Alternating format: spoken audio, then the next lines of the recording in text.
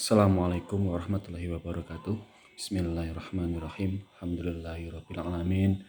Assalatu wassalamu ala asrafil anbiya'i wal mursalin wa ala alihi wa sahbihi ajmain amma ba'du.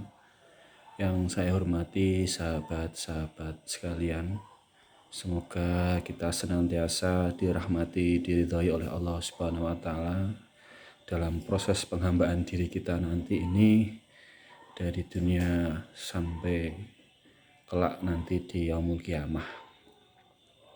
Yang kedua, sholawat serta salam senantiasa kita aturkan kepada Nabi Agung Nabi Muhammad SAW, yang semoga saja kelak nanti di yaumul kiamah kita termasuk umatnya yang mendapatkan syafaat beliau. Amin. Allahumma amin.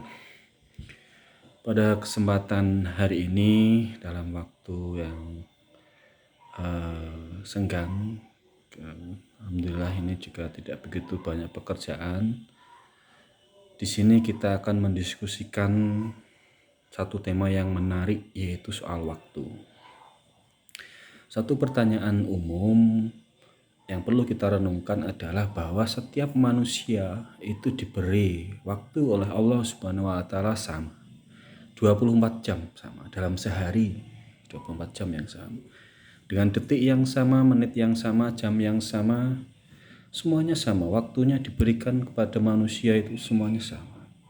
Tapi kenapa kemudian akses atau hasil dari proses manifestasi waktu tiap individu manusia itu bisa berbeda? Karena memang setiap manusia berbeda-beda dalam menyikapi waktu itu sendiri, sehingga proses penyikapan yang berbeda ini menghasilkan akses yang berbeda, hasil yang berbeda, akibat yang berbeda. Maka kemudian ya seperti ini, semua berbeda-beda kondisinya, biarpun diberi waktu yang sama. Jika kita coba mendefinisikan waktu adalah satu keadaan yang terikat oleh ruang dan dimensi tertentu. Jadi kalau merujuk pada apa yang saya definisikan soal waktu, artinya ruang dan dimensi yang mengikat seseorang itu juga bagian dari waktu itu sendiri. Contoh, waktu kita kecil, waktu kita puber, waktu remaja, waktu dewasa, waktu kita tua, waktu kita kaya, waktu kita sakit, itu semua adalah dimensi ruang dan ruang dan dimensi tertentu. Ruang dan dimensinya itu tertentu, parsial, terpisah. Jadi saat kita kecil itu terpisah ketika saat kita dewasa. Nah, itu tadi yang dimaksud waktu itu seperti itu. Jadi ruang dan dimensi tertentu yang mengikat seseorang itu dikategorikan waktu.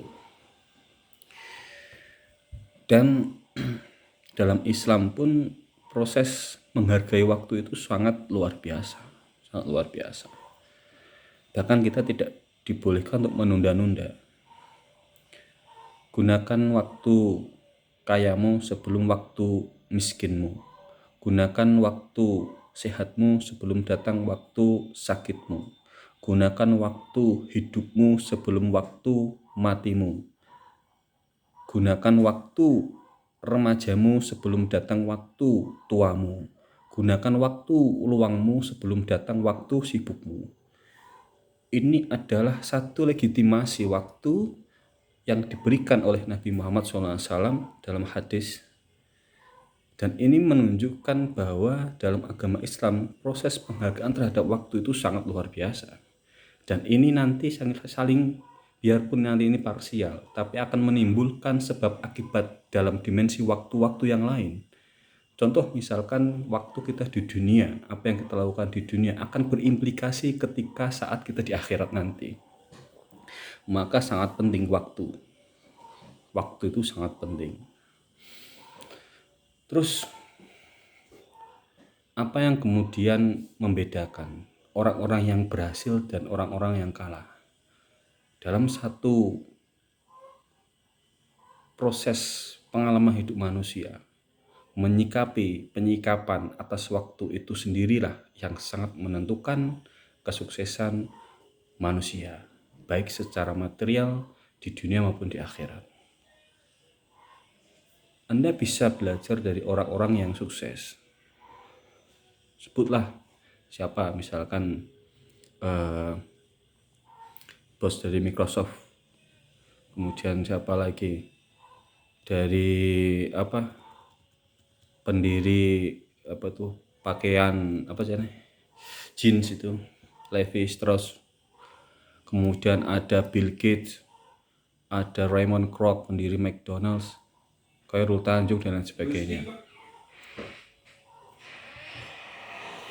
Dari kisah hidup mereka itu bisa kita pelajari bahwa mereka sangat menghargai waktu. Di saat orang lain meluangkan waktu untuk bersenang-senang, mereka meluangkan waktu untuk mengembangkan ide gagasannya.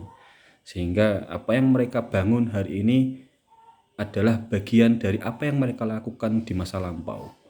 Bangunan masa depan adalah bangunan masa lalu yang kemudian ikut bagian dari usaha-usaha atas penghargaan waktu. Maka sahabat-sahabatku semuanya, jangan lupa bahwa manusia itu terbatas dan dibatasi. Salah satu yang membatasi itu adalah waktu. Waktu adalah dimensi yang mengikat dan membatasi manusia. Jangan lupa untuk menghargai waktu kita saat di dunia, karena ini akan sangat menentukan waktu kita di akhirat. Demikian pembahasan soal waktu, semoga bermanfaat. Kita akan kembali membahas tema-tema yang lain di kesempatan selanjutnya. Terima kasih, semoga sehat semua, jangan lupa bahagia, bersyukur kepada Allah Subhanahu wa taala. Saya akhiri, Allahumma fi'il aqwami thoriq. Assalamualaikum warahmatullahi wabarakatuh.